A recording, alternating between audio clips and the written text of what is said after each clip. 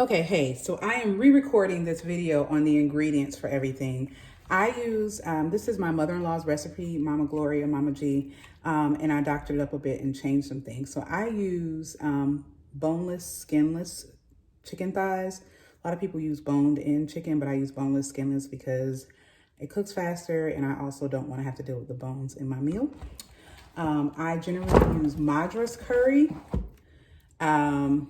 Hot, but I'm out of that. So I'm going to use the mild and mix it with this Jamaican curry powder hot.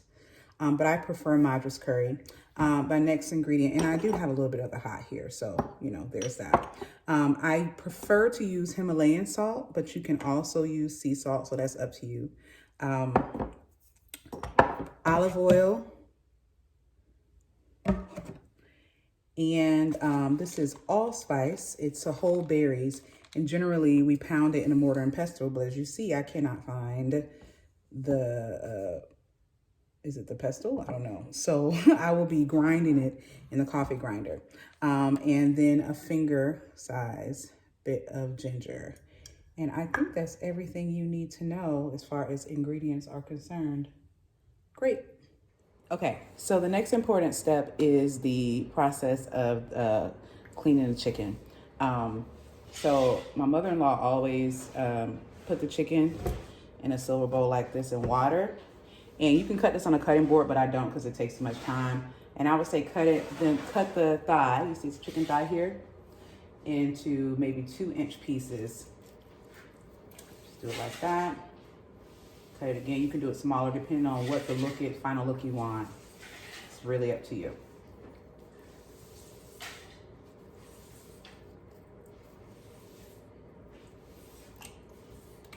Of course, you know it's going to shrink when you cook it.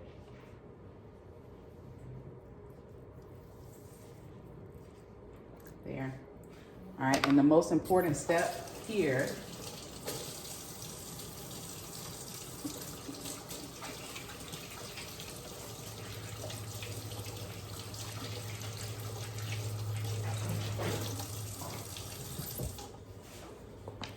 most important step is that you pour a sprig or I don't know, a splash rather. I said sprig. A splash of vinegar into the water.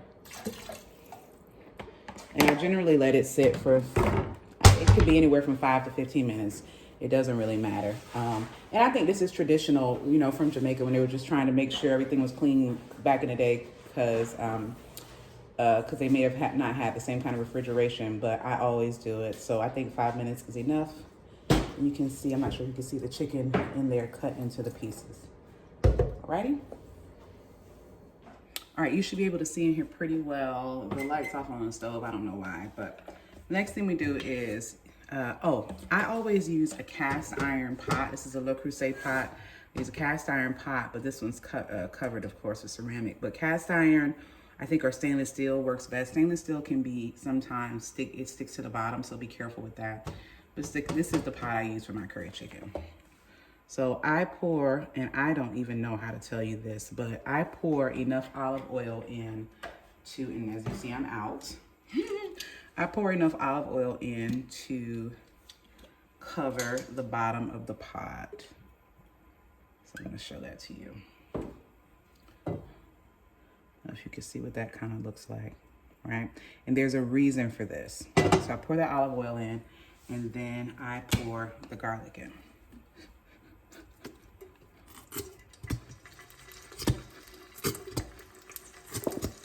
Everything in my house is getting down to the end, huh?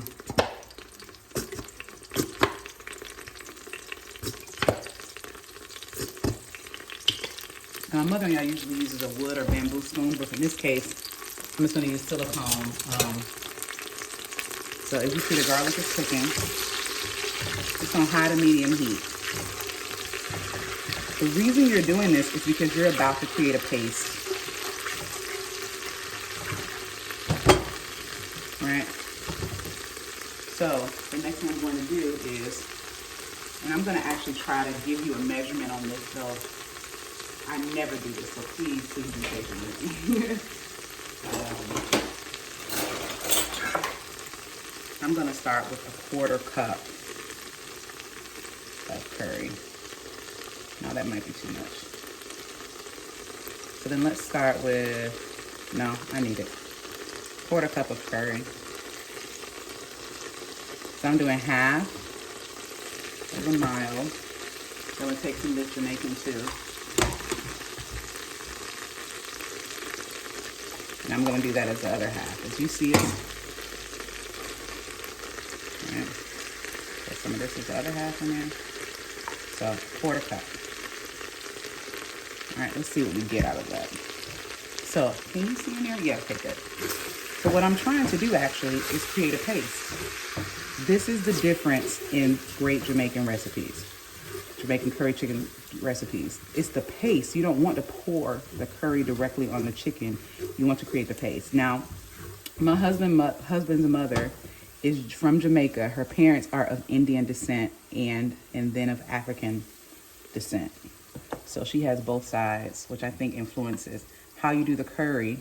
As you see, I'm doing more. I'm not even telling you that. My bad. So my goal is to get this paste going. There. Now you see that? You've inspired me to come up with exact measurements, but my mother-in-law taught me by watching. I generally learn all my recipes. I'm an excellent cook by watching people. That's just the easiest thing for me. So yeah. All right. So one of her big things was, as soon as you do that, it's time to put the chicken in once you create the paste, because you don't want the curry to burn. So I'm going to get the chicken, and there's a step I haven't done in a while, and I realize that I've been doing it later, but it's so important. So I'm gonna show that to you.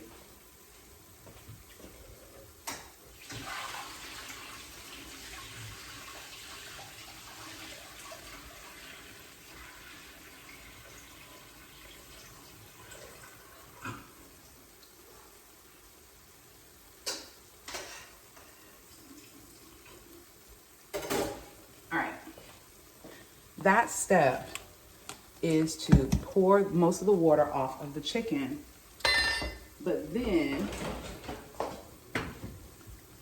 you add some salt to it in advance. Ooh, that curry is ready for this chicken.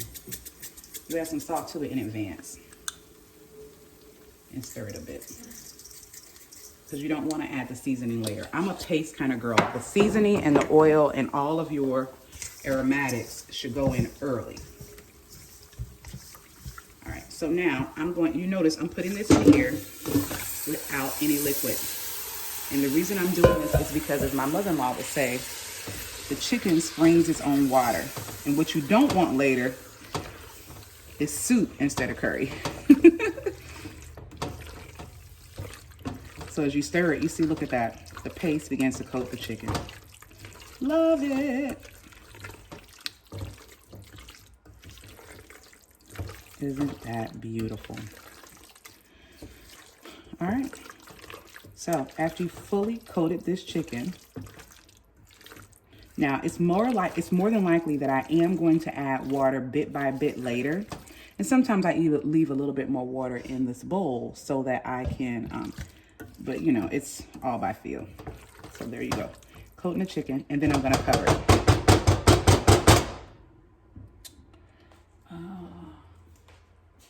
Where's my cover?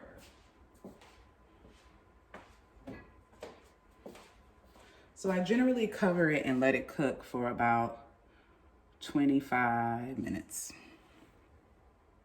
All right, so my next step is to grind the allspice berries. As I told you before, usually I use a mortar and pestle, and my kids love doing this, so they used to be the people who do this, but I don't have that today. So I'm going to, for this amount of chicken, I'm going to use about, and these are big. Oftentimes, I'm used to them being like tiny, like peppercorns, but these are kind of big. So I'm going to use like 8. Uh-oh.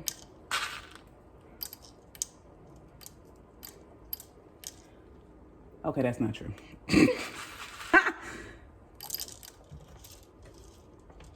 Yeah, that looks like what I think I'm going for. And you can feel free to use more. Please feel free. Now, Jamaican people often call this pimento. So when my mother-in-law would say pimento, I didn't know what she was talking about. I mean, I did, because, you know, our pimento is red, but she was talking about allspice berries. Allspice. We call it allspice. Uh-oh. Is it broken? What's going on? Uh-oh, child, is my thing broken? Let's see what happens. Oh, no, that needs to be. There we go.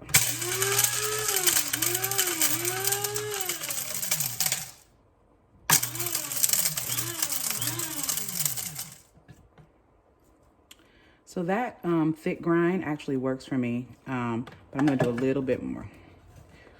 Because of course with the mortar and pestle, it's not gonna be fine like coffee.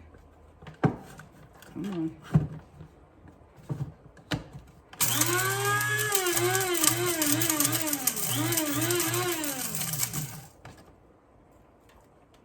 There you go.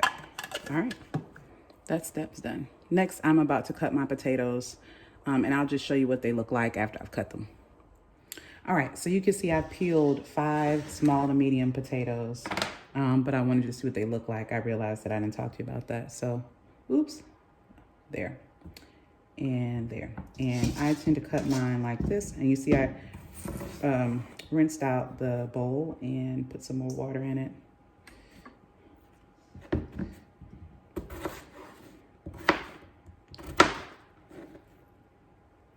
Sometimes I don't peel, but I want to show you the traditional way. Putting them in water, I think, has multiple benefits, including getting some of the starch off of them and preventing them from turning while they're sitting there and waiting to be put in a pot with the chicken.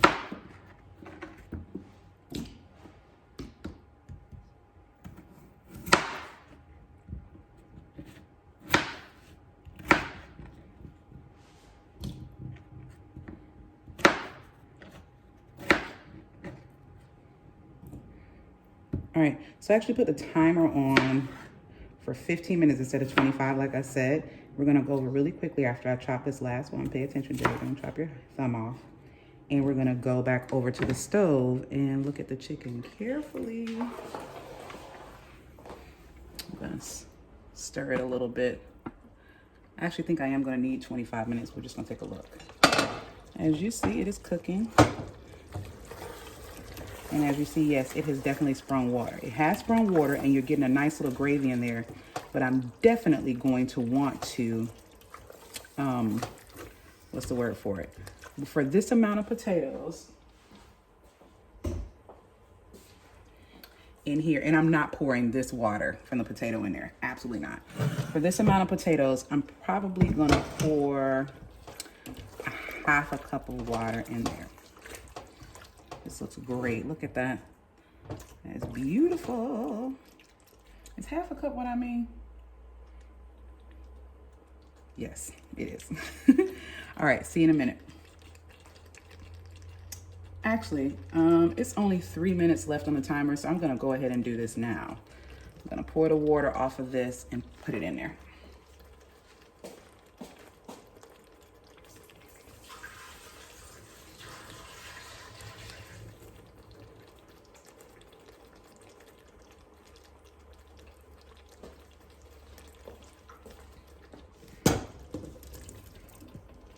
All right. I'm just gonna use the curry that we used before and go to the refrigerator and get some water out of the dispenser.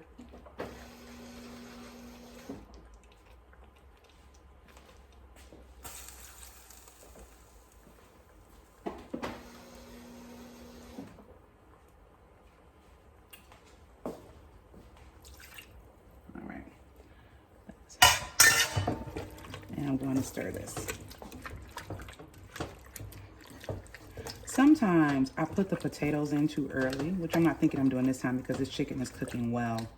When I put the potatoes in too early, unfortunately what happens is, sadly, it becomes mushy, and then you end up with like the potatoes break down and you don't have whole potatoes, which is not cool at all.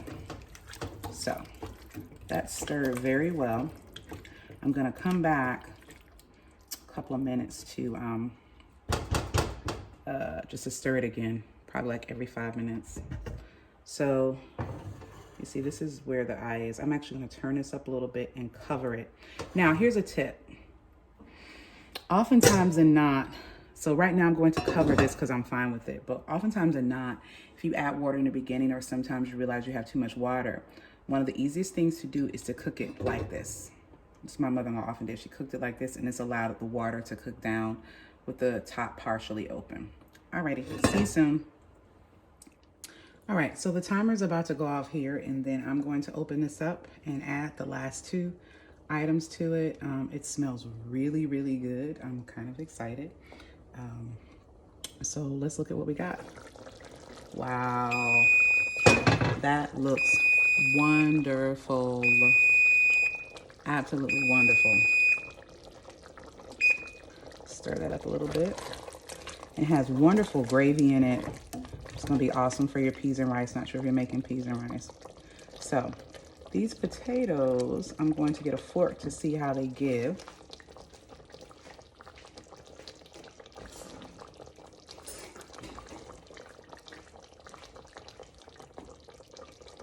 Oh, yes, Lord. Yes, they are perfect. Look at that. Ooh.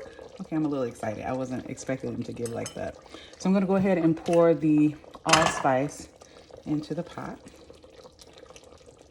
Usually my daughter used to do this with a mortar and pestle back in the day. She loved it, and then she would get a chance to stir. And then I've sliced the ginger into little pieces. Now, people always shock when they bite into this ginger. And then it's like a treat for them. Not really. But they're like, oh, that's not potato. Nope, it's ginger. But it adds a nice little kick. Now, I put cayenne in everything, FYI. But I don't put cayenne in this because, as you notice, I use that Jamaica Mountain hot curry powder. I always do a mix. I try to do a mix of Madras curry or curry powder. But any of the stuff the women told you to get, the better. I would say this. The yellow, light yellow curry is not going to give you a good taste. So this is perfect, actually. I'm surprised. I mean, I'm not surprised, but I am. I think because I was being really careful in the steps and walking through it, it came out wonderfully. Let me taste this sauce.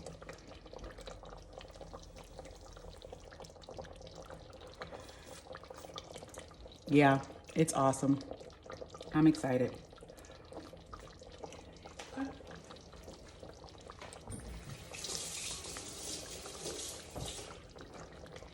I hope this was helpful. As you noticed, the most important step in everything was the part about creating a curry paste in the beginning. That's the part that you don't want to forget. And since I went ahead and made this for the demo, I'm probably going to make my neighbor's excellent. She has the best, to me, peas and rice recipe in the world. So I might make that later. And if so, I'll see the video for that too. All right. Happy birthday to your husband. And it's great to meet you, Nikki. Bye. All right, at this point, you see we've created, it's turned into a nice sauce. I've only added the bit of water I told you about. I'm gonna stir it a little bit. Potatoes are still kind of hard, but at this point, what my mother-in-law always does is she takes some of the sauce and she puts it in her hand and she tastes it to make sure it's to where she wants it to be. Oh my gosh, I can't, it's perfect. That's rare for me, but it's perfect. Doesn't need any more salt, but that's because usually I always forget to put the salt on the chicken before I put it in the pot. So that worked. I sprinkled it on there first. I'm gonna stir this a little bit. And I actually like the way the liquid is looking. I don't want to cook any of it out, so I'm going to put the top on it and walk away because I don't want, watch pot really never boils, especially in curry. I'm going to make sure these potatoes are down here in this liquid so that they can get all this goodness going. And I'm going to cover it. I like that way that looks on the stove as far as the eye. Can you see that? Sorry it's dirty. My son made some noodles last night, but it was very good. And I actually didn't turn it down. I'm gonna set the timer for 10 minutes just in case. Because it's not a lot of liquid and I'm closing it, I think it's gonna be fine. But sometimes if I do it too long, the bottom will burn. So I'm just going to check it again in 10 minutes. Alrighty. Thanks for putting up with me as a newbie doing this.